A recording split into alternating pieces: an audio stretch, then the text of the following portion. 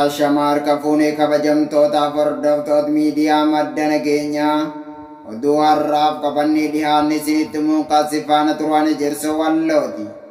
Oduu keenya jalqabaatiin kaaba Oromiyaa godina Walloo keessatti namoonni ilmaan Oromoo Walloo asii buute dhabamsiisaa jiran eenyu akka ta'e ragaamee jira.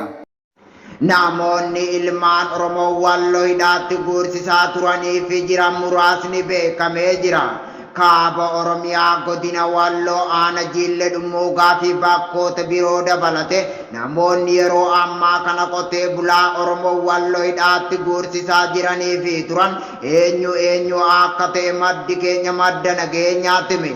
Guyyaa dheengaddaa ilmaan Oromoo Walloo aana Jillee Dhummuugaa keessa jiraachuu dadhabuu fi gaddaaf gaddadoo uummata isaanii irratti deemu arguu dadhabanii nafa abbaa isaanii irraa deemu magaala Finfinnee keessatti rakkachaa jiraachaa turan hedduun ukkaanfamanii butamuun magaala Shawaa Roobit keessatti hidhamanii dararamaa akka jiran isiniif gabaasnee jirra.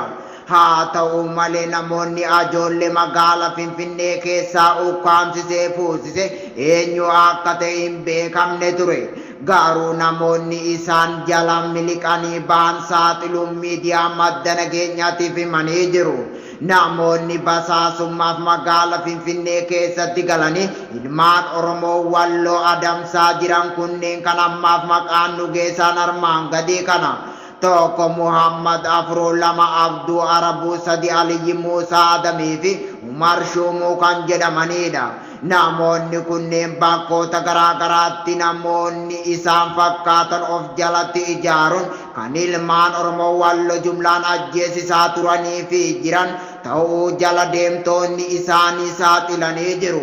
Akka maddi keenya gabaasanuuf laate tokko jedhutti Abduu Arabuu namichi jedhamu kun dhiyeenya kana Saudi Arabiyaa irraa galee yeroo ammaa kana basaasa cimaa kan ilmaan Oromoo Walloo irratti xiyyeeffatuun hidhaatti guursisaa jirudha jedhu maddi keenya garasii gabaasanuuf laate.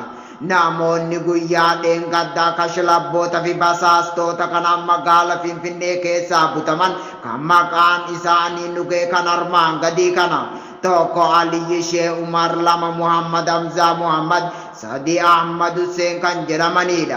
Akkasumas akka jiraatan aana Jillee Dhummuugaa tokko bilbilaan dubbifne jedhutti jarri kun ilmaan Oromoo Walloo hidhaatti guursisuu irraan kan ka'e ajoolleen teenya biyya keessaa bakka jiraattu dadhabde lafa abbaa ishee irraa baqattee dheessanii lafa hin beekne keessatti rakkoo hamaaf saaxilamaa jiran jechuun dubbatu maddi keenya madda nageenyaatti hime.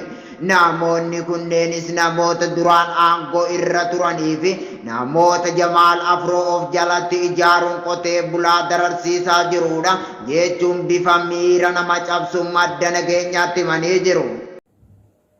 Hidhattoonni Affaar qotee bulaa Ituurratti dhukaasa banuun miidhaa ciccimaa geggeessanii jiraachuun beekame. Guutuun gabaasa kanaa akka itti aanutti isiniif dhiyaata. Godina Shawaa Bahaa aana Fantaallee ganda Qobboo bakka addaa gabaa Bahara Waccuu jedhamu keessatti hidhattoonni shiftaa Affaar ilmaan Oromoo loon bobbaasan irratti dhukaasa banuun miidhaa geessisanii jiraachuun dhaga'ame. Guyyaa kaleessaa galgala humnoonni Affaar kallattii aana Fantaalleetiin qotee bulaa Oromoo maatuu keessa hin jirre kan tikfatee of jiraachisu irratti dhukaasa banuun namoonni lama yoo du'an hedduun madaa'u maddeen keenya garasii irraa odeeffannee jirra. Waraanni murna Bilxiginnaatiin hoogganamu fi Fiinxaleeyyiin Amaara ji'a 5 dura karaa Minjaar Shankoor jedhamuun kan uummata Karrayyuu irratti bobba'an miidhaa ciccimaa qaqqabsiisaa turaniif lubbuu qotee bulaa hedduu balleessaa akka turan jala buune guyyaa guyyaan isiniif gabaasa turuun keenya ni yaaddatama. Lolli qindaa'aa mootummaa naannoo Affaariin qotee bulaa Oromoo Ituu irratti banamuun namoonni lama du'uu fi kaanis madaa'uun beekamee jira. Namoonni rasaasa farra ilmaan Oromoo shiftaa Affaariin ajjeefaman kan ammaaf maqaan nu geessan armaan gadii kana. Tokko Hasan Odaa, lama Abdii Boruu kan jedhamanidha. Kanneen madaa'an keessaa kan maqaan nu ga'e tokko Hasan Boruu, lama Se'idoo Waaqoo, sadi Adam Calloo, afur diggoo boruu kan jedhamanidha. Namoonni kunneen kan ajjeefamaniif Oromoo ta'uu isaanii qofaaf yoo ta'u, saamicha lafaa karaa saniitiin taasifamaa jiru irratti jedhu maddi keenya madda nageenyaatti hime. Tiksattooti Oromoo ituu hidhattoota shiftaa Affaariin ajjeefamaa jiraachuun dhaga'ame. Godinoota Oromiyaa bakkoota garaa garaa keessatti hongeen mudatuun uummanni rakkoo hamaaf saaxilamee jiraachuun dhaga'ame.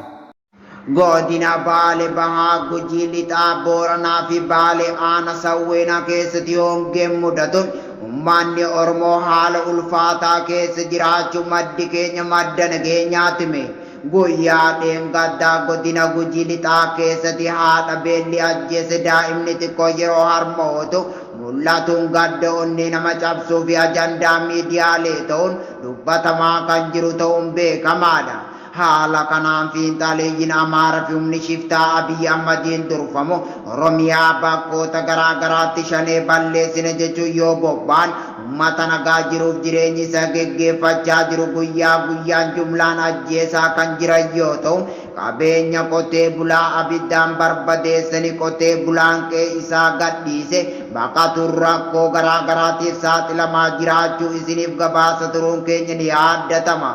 Godinaalee Oromiyaa kanneen akka Gujii Lixaa, Booranaa, Baalee Aanaa Sawweenaa fi Baalee Aanaa Harannaa Bulluqa Raddaa Arabaa jedhamu keessatti uummanni Oromoo roorrifama waraana mootummaa Impaayera Itoophiyaatii fi hanqina rooba dhabuutiin rakkoo cimaa keessatti kufee jiraachuu maddi keenya madda nageenyaatti hime. Mootummaan naannoo Oromiyaa kan uummata Oromoo tajaajilaa jedhamus qabeenya gurguddaa uummanni Oromoo osoo miidhamaa jiru uummata ollaa gargaaraa kan jiru ta'uunis beekamee jira. Egaa kabajamtootaaf hordoftoota miidiyaa madda nageenyaa oduun har'aaf qabannee dhiyaanne kana gammaa daawwattanidha. Obbilee madda nageenyaa afaan daawwachuu barbaadan Tiwiitara keenyaa fi yuutuubii keenya jala dhaqaa isiniin jechaa bu'aan nu waliin turtaniif galatooma.